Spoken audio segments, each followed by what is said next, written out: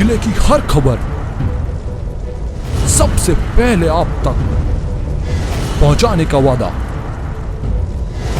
बस यही है एक इरादा। आज ही लगाए अपना पद्मेश डिजिटल सेटअप बॉक्स।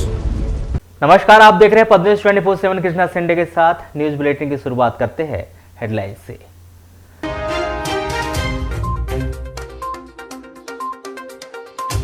शुक्रवार को किरणापुर आएंगे प्रदेश के मुखिया शिवराज सिंह चौहान, विभिन्न कार्यक्रम में होंगे शामिल।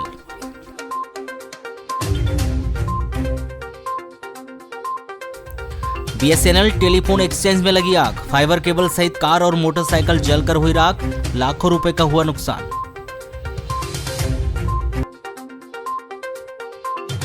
नगर पालिका परिषद बालाघाट की सामने आई अनियमितता, कागज में पूरा कर दिया नाली का निर्माण कार्य।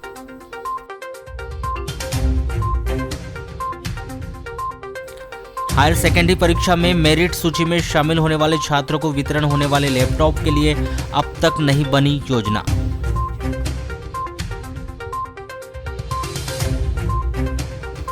कार्य में लापरवाही पर 2 डॉक्टर और 1 रेडियोग्राफर को जारी किया गया नोटिस, 3 दिन के भीतर मांगा गया जवाब।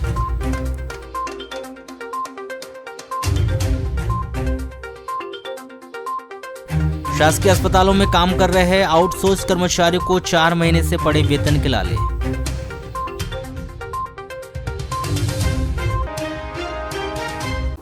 गौ मांस तस्करी के शक में सिवनी जिले के कुरई सिमरिया गांव में बीते दिनों की गई 2 आदिवासियों की हत्या से आदिवासी सहित अन्य संगठनों में रोष व्याप्त है, जिसको लेकर विभिन्न संगठनों ने संयुक्त रूप से घटना की निंदा करते हुए गुरुवार को कलेक्टर कार्यालय में ज्ञापन सौंपा है। ओबीसी, एसटी, एससी, माइनॉरिटी, कांग्रेसी, आईएमआई, बिरसा ब्रिगेड सहित विभिन्न संगठनों के पदाधिकारियों ने संयुक्त रूप से यह ज्ञापन सौंपा है। इस घटना के लिए बजरंग दल के कार्यकर्ताओं को जिम्मेदार ठहराते हुए इसे एक सुनियोजित तरीके से की गई हत्या बताया गया है। वहीं उन्होंने मामले की निष्पक्ष जांच कराने, पीड़ित परिवारों को उचित मुआवजा व न्याय देने सहित इस हत्याकांड में लिप्त आरोपियों को फांसी की सजा दिए जाने की मांग की है, जिन्होंने मामले में इंसाफ न मिलने और उनकी समस्त मांगे पूरी न होने पर समस्त संगठनों के साथ सड़कों पर उतरकर उग्र आंदोलन किए जाने की भी चेतावनी दी है।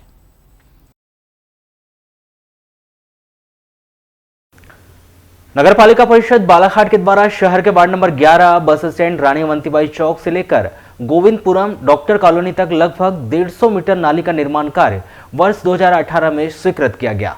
कागजों पर नाली पूरी भी हो गई। इस नाली निर्माण के विषय में जब हमने नगर पालिका के अधिकारियों से जानकारी लेने की कोशिश की तो सभी के सभी इस पूरे मामले से बचते हुए दिखाई दिए। चलिए आपको पूरा मामला विस्तार से बताते हैं। दरअसल नगर पालिका परिषद बालाघाट के द्वारा वर्ष 2018 में शहर के वार्ड नंबर 11 बस स्टैंड के निकट चर्च कंपाउंड से लेकर डॉक्टर कॉलोनी गोविंदपुरम तक नाली निर्माण कार्य लगभग 4 लाख रुपए से स्वीकृत किया गया था, लेकिन इस दौरान बस स्टैंड से सागौन वन तक सड़क निर्माण का कार्य स्वीकृत हुआ तो नाली का काम रोक दिया गया। कुछ महीने में सड़क का निर्माण कार्य पूरा तो हो गया, लेकिन नाली आज तक नहीं बन पाई। ऐसा केवल मैदानी स्तर पर हुआ, कागजी स्तर पर तो नाली का निर्माण कार्य पूरा हो गया। जी हाँ, आप सही सुन रहे हैं और सही देख भी रहे हैं कि कागज पर नाली का निर्माण कार्य पूरा हो चुका है। नगर पालिका के एजेंडे में स्वयं इस बात को शामिल कर लिया गया है कि इस स्थान पर नाली का निर्माण कार्य पूरा हो गया है। बीते कई वर्षों से इस क्षेत्र के लोग नाली निर्माण की मांग कर रहे हैं। इसी समस्या के विषय में जानकारी लेने के लिए जब हम चर्च कंपाउंड क्षेत्र में पहुंचे तो लोगों ने बताया कि आज भी नाली का निर्माण कार्य पूरा नहीं हुआ है। यदि नगर पालिका के द्वारा कागज में नाली का निर्माण कार्य पूरा कर लिया गया है तो यह बहुत अधिक गलत बात है। इस पूरे मामले की जांच होनी चाहिए। तो काफी दिनों से नाली तो बनी ही नहीं, काफी वर्षों से, मतलब सालों साल हो गए, 40-50 साल हो गए लगभग नालियां बनी नहीं है। बहुत बार मांगे हुई है और बहुत बार मीडिया में भी दिया गया है और बनना था, लेकिन अभी तक बनी नहीं है। सब गंदगियां पड़ी रहती है, पहला खुला पड़ा हुआ है सब ये, और पानी की निकासी बराबर नहीं है।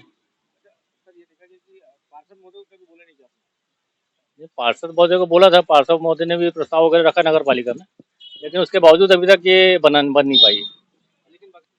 इसकी जानकारी नहीं है कि इसका प्रस्ताव पारित और ये 4 लाख हुआ है, लेकिन अगर ऐसा हुआ है तो ये घोर भ्रष्टाचार है। फिर तो ये राशि अगर सैंक्शन हो गई है और पूर्ण कार्य दर्शाया जा रहा है और कार्य अगर नहीं हुआ तो ये बहुत बड़ा भ्रष्टाचार है। बनना चीज पे शिकायत करेंगे? बिल्कुल शिकायत करेंगे, बिल्कुल। बस एसोसिएशन के सचिव श्याम कौशल बताते हैं कि उन्हें इस बारे में पूरी जानकारी है। इसी स्थान पर नाले का निर्माण कार्य होना था, जिसके लिए 4 लाख रुपए से अधिक की राशि स्वीकृत हुई थी। बकायदा इसका टेंडर भी हुआ था, लेकिन निर्माण कार्य नहीं हुआ। पैसा कहां गया, नगर पालिका ने क्या गोलमाल किया, इस विषय पर उन्हें जानकारी नहीं है। कुछ भी नहीं हुआ है।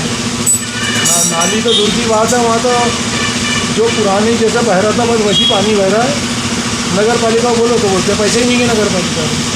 अच्छा सर, क्या इसके लिए बकायदा इसका अप्रूवल भी निकल चुका था? अप्रूवल निकल चुका, टेंडर हो चुका, मिल चुका, शायद 4 लाख रुपये मेरे ख्याल से शायद इसमें खर्चा भी हो चुका है।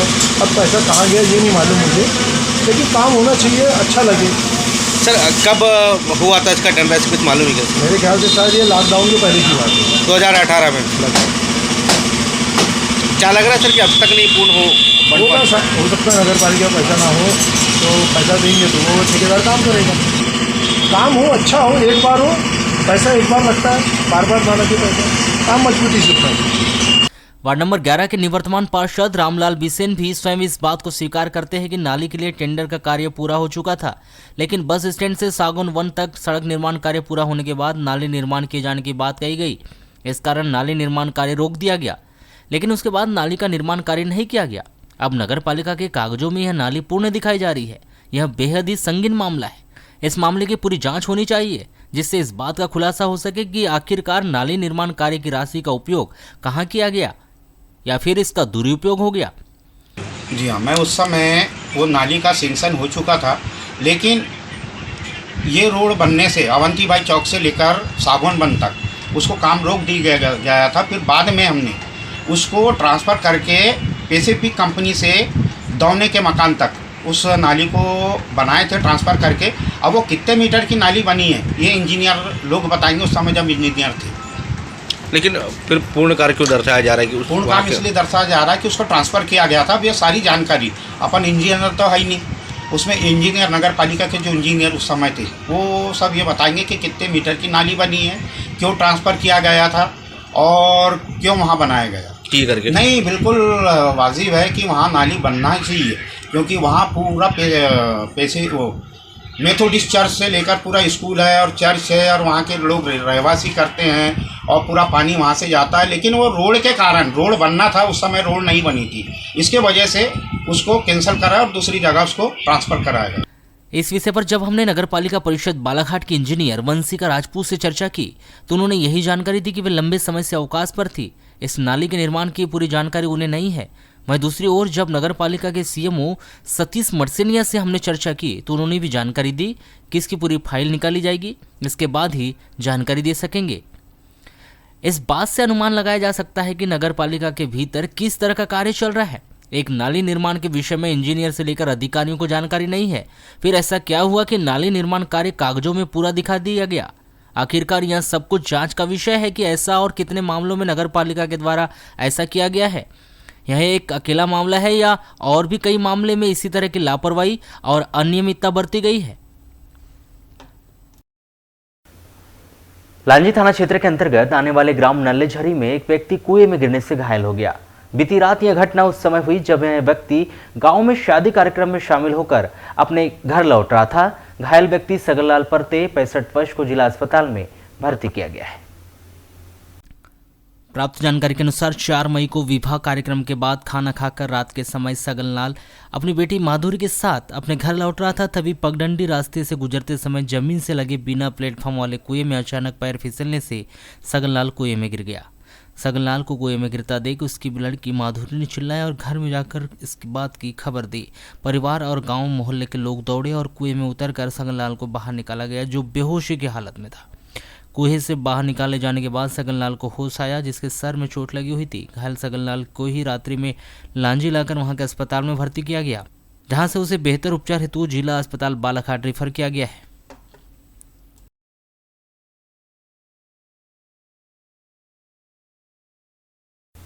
तहसील कार्यालय लांजी में नायब नाजिर के पद पर पदस्थ वर्तमान में निलंबित साकेत वानखेड़े का 4 मई की मध्य रात्रि में सड़क दुर्घटना में दुखद निधन हो गया। घटना के संबंध में बताया जा रहा है कि साकेत वानखेड़े, जो कि वर्तमान में निलंबित थे, जो नागपुर से बालाघाट न्यायालय में पेशी में आए थे। पेशी के बाद रात लगभग 12:30 बजे नागपुर जाते समय आमगांव गोंदिया मार्ग पर किणकीपान नाले के पास के समीप सामने से जा रहे ट्रक ने पीछे से उनकी 4 व्हीलर जाकर टकरा गई। बताया जा रहा है कि सड़क निर्माण का कार्य जारी है। इस दौरान यह घटना घटित हो गई। घटनास्थल पर ही साकेत वानखेड़े की मौत हो गई। दुर्घटना के उपरांत पुलिस के द्वारा परिजनों को सूचना दी गई एवं शव को पोस्टमार्टम हेतु अस्पताल पहुंचाया गया। साकेत वानखेड़े उम्र 35 वर्ष जो अपने पीछे अपनी मां मीना वानखेड़े, भाई सागर वानखेड़े, पत्नी पानेरी वानखेड़े, पुत्री लावण्या 6 वर्ष को छोड़कर चले गए। पुलिस के द्वारा मर्ग कायम कर शव का पोस्टमार्टम करवाकर परिजनों को सौंप दिया गया है, जिनका अंतिम संस्कार उनके गृह ग्राम हुड़केश्वर पिपड़ा नागपुर में किया गया। गुरुवार को नगर के बीआरसी कार्यालय में अशासकीय स्कूल संचालकों की एक अहम बैठक का आयोजन किया गया। राज्य एवं जिला शिक्षा केंद्र के आदेशों के तहत आयोजित की गई इस बैठक में आरटीई पोर्टल में आ रही तकनीकी समस्याओं पर सविस्तर चर्चा की गई, जहां विभिन्न अशासकीय स्कूल संचालकों से समस्याओं का विवरण लेकर उन समस्याओं का निदान कैसे किया जाए इसकी समझाइश दी गई। इसके अलावा आयोजित बैठक के दौरान नए शिक्षण सत्र 2022-23 में आरटीई के तहत एडमिशन लेने, एडमिशन के लिए आवश्यक दस्तावेज व नियम कानून की जानकारी भी दी गई। प्रपोजल बन रहे, उस प्रपोजल में उनको तकनीकी समस्या आ रही है, तो उस तकनीकी समस्या का समाधान कैसे करना है, और यदि तकनीकी समस्या आती है तो हमने एक जो है MIS जो है उसके लिए अलग से अधिकृत कर दी है, वो उनकी तकनीकी समस्या को जो है तुरंत हल करेगा। साथ ही नए सत्र में हमको जो आरटी के तहत निःशुल्क प्रवेश होते हैं उसके लिए स्कूल इंपोर्ट करने हैं, उसकी पड़ोस की सीमा भी डालनी थी, तो उस संबंध में भी उनको जो है अवगत करा दिया गया। और जैसे ही शासन के आदेश आते हैं तो इसके आरटी के जो निःशुल्क प्रवेश वाले ऑनलाइन आवेदन प्रारंभ हो जाएंगे। तो उसकी प्रारंभिक तैयारी भी हमको करनी थी, तो उसके लिए हमने आज बुलाया और हमारे बालाघाट विकासखंड के समस्त स्कूलों ने को हमने आज सूचित कर दिया और प्रशिक्षण। गुरुवार की सुबह लगभग 10:35 पर शहर के वार्ड नंबर 30 सरस्वती नगर स्थित BSNL टेलीफोन एक्सचेंज परिसर में रखी ऑप्टिकल फाइबर तार के बंडल में अचानक आग लग गई। आग देखते ही देखते भयानक रूप लेने लगी, जिस कारण पास में खड़ी एक कार और एक मोटरसाइकिल भी उसकी चपेट में आ गई। घटना में लगभग 40 लाख रुपए से अधिक का नुकसान होना बताया जा रहा है। टेलीफोन एक्सचेंज में रखी ऑप्टिकल फाइबर केबल में आग की वजह से पूरे क्षेत्र में धुएं का गुब्बार फैल गया। देखते ही देखते लोगों की भीड़ लग गई। हर कोई जानना चाह रहा था कि आखिरकार टेलीफोन एक्सचेंज के भीतर आगजनी की घटना कितनी बड़ी और कितनी भयानक है। BSNL टेलीफोन एक्सचेंज के कर्मचारी, अधिकारियों और पूर्व पार्षद ने तत्काल ही फायर ब्रिगेड को इसकी सूचना दी। कुछ ही देर में फायर ब्रिगेड की टीम टेलीफोन एक्सचेंज पहुंच गई और आग को बुझाने का काम शुरू किया। आगजनी के हालात को देखते हुए CRPF से भी मदद मांगी गई। लगभग नगरपालिका के 6 टैंकर और CRPF का एक फायर टैंकर ने कड़ी मशक्कत के बाद आग पर नियंत्रण पाया। आग पर काबू पाने के बाद पता चला कि ऑप्टिकल फाइबर केबल के कई बंडलों के बीच एक कार और एक मोटरसाइकिल भी जल गई। BSNL अधिकारियों के अनुसार आगजनी की घटना में लगभग 40 लाख रुपए से अधिक का नुकसान हुआ है। पूरे मामले की जांच करवाई जाएगी। आखिरकार आगजनी की घटना कैसे हुई? वार्ड के पूर्व पार्षद राजेश रिल्लारे ने इस बारे में बताया कि नगर पालिका फायर ब्रिगेड की टीम जल्द ही आग पर काबू पा लिया, वरना यह घटना बहुत बड़ी हो सकती थी। आग के शोले और धुएं के गुब्बार को देखते हुए लोग बहुत अधिक डर गए थे।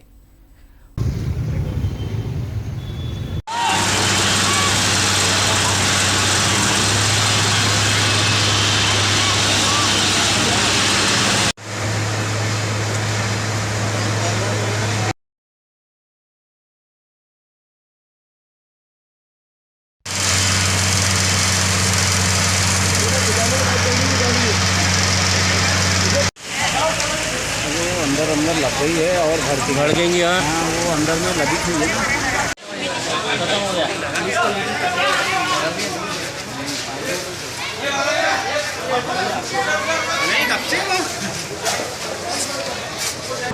का आग का सही कारण तो अभी पता नहीं चल पाया, लेकिन 10 बजे तक जो कोई किसी प्रकार की आग नहीं थी। 10 बजे ऑफिस खुल गया था, SDOT ऑफिस, लेकिन 10:35 को पहले ही फ्लेयर्स देखने को मिली और बहुत तेज़ी से बढ़ गई है। और नगर पालिका का ने बहुत त्वरित कार्य किया उसमें, और फर्स्ट जो कॉल था उसके 30 मिनट्स के अंदर ही नगर पालिका का पहला टैंकर यहाँ पर उपस्थित हो गया, जिससे बहुत और बड़ी जो और हानि हो सकती थी उससे ये बचाव हुआ। और लगातार उन्होंने एक के बाद एक टैंकर्स भेजे, अभी भी शायद 5वां टैंकर आ गया। CRPF का भी एक टैंकर आया था। चूँकि ये PLV पाइप थे इसमें और केबलें थी, ऑप्टिकल फाइबर केबल, ये इसमें आग सर इस पर ये केमिकल भी होता है इस टाइप का जो बहुत ही ज्वलनशील होता है, तो इसके बुझाने में भी बहुत लोग संघर्ष कर रहे हैं, लेकिन फिर भी उन्होंने इस पर काबू अभी पा लिया है और शायद ये जल्दी बुझ जाएगा। सर कितने का नुकसान हुआ है? नुकसान का सर अभी आकलन किया जाएगा। ये भारत में एक फेस 2 के केबल थे ये कहाँ डालने थे? ये भारत में फेस 2 का कार्य हमारे यहाँ पे 4 ब्लॉक में किया जा रहा है, जिसमें मिर्ज़ापुर, बिरसा, खंजर और बरसारा ब्लॉक्स में इसके अंतर्गत ये केबल डालने के लिए आया था। भारत के लिए यूनियन विभागीय तौर पर जो BSNL का ऑफिस है इसमें केबल लाइन है और AC वगैरह रोल लगे, क्या इनको भी जले हैं? AC वगैरह तो अभी नहीं जले हैं। इसमें केबल और इसमें ऑप्टिकल फाइबर केबल के ड्रम और PLV पाइप्स ये दोनों जले। मुख्यमंत्री शिवराज सिंह चौहान 6 मई को दोपहर 1:30 पर भोपाल से वायुयान के द्वारा हवाई पट्टी बिरसी के लिए प्रस्थान करेंगे और दोपहर 2:10 पर वे बिरसी पहुंचेंगे।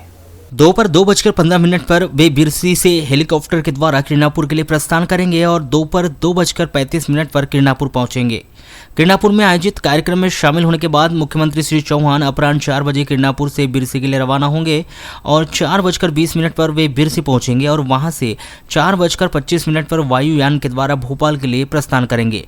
मुख्यमंत्री श्री चौहान शाम 5:15 पर भोपाल पहुंचेंगे। मध्य प्रदेश शासन के द्वारा हायर सेकेंडरी स्कूल परीक्षा में मेरिट में अंक प्राप्त करने वाले छात्रों को लैपटॉप दिया जाएगा या उसके बदले लैपटॉप खरीदने के लिए राशि, इस सब विषय पर कोई निर्णय नहीं लिया गया है। या कहे कि लैपटॉप वितरण किया जाएगा या राशि का वितरण, दोनों पर ही असमंजस की स्थिति बनी हुई है। शासन की योजना के अनुसार वर्ष 2018 के पहले 85% से अधिक अंक लाने वाले छात्रों को तथा अनुसूचित जाति जनजाति के छात्रों को 75% से अधिक अंक लाने पर लैपटॉप योजना की राशि 25,000 रुपये छात्रों के बैंक खाते में दी जाती थी। वर्ष 2018 में प्रदेश के मुख्यमंत्री के द्वारा 75% से अधिक अंक लाने वाले सभी बच्चों को लैपटॉप के लिए राशि दी गई थी। उस दौरान 1,644 छात्र छात्राओं को यह राशि मिली थी। उसके बाद वर्ष 2019 में कांग्रेस की सरकार आने पर यह योजना लागू नहीं हुई। वहीं वर्ष 2020 में 80% से अधिक अंक लाने वाले बालाघाट जिले के 1,437 छात्र छात्राओं को लैपटॉप योजना के तहत राशि दी गई थी। आपको पता है कि वर्ष 2021 में कोरोना काल होने के कारण परीक्षा नहीं हो पाई थी, जिसके चलते यह योजना लागू नहीं हुई। वहीं इस बार 2022 में कोविड सामान्य होने पर माध्यमिक शिक्षा मंडल के द्वारा कक्षा 12वीं की परीक्षा करवाई गई। रिजल्ट आते ही जिन्होंने 80% से अधिक अंक अर्जित किए हैं, उन छात्रों में भी हर्ष व्याप्त हो गया है। वहीं जिन बच्चों ने 85% से अधिक अंक लाए हैं, उन्हें पूरा विश्वास है कि उनको लैपटॉप के लिए शासन से 25,000 रुपये की राशि अवश्य मिलेगी। जिला शिक्षा अधिकारी अश्विनी उपाध्याय ने बताया कि जो छात्र मेरिट के ऊपर अंक लाते हैं, उन्हें लैपटॉप योजना के तहत राशि दी जाती है। शासन के द्वारा अभी तक स्पष्ट नहीं किया गया है कि कितने प्रतिशत से अधिक अंक लाने वाले बच्चों को लैपटॉप के लिए राशि दी जाएगी तथा इसको लेकर शासन से अभी तक कोई निर्देश भी नहीं आए हैं। निर्देश आने के बाद ही बताया जा सकेगा कि जिले के कितने छात्र छात्राओं को लैपटॉप योजना के तहत राशि मिलेगी।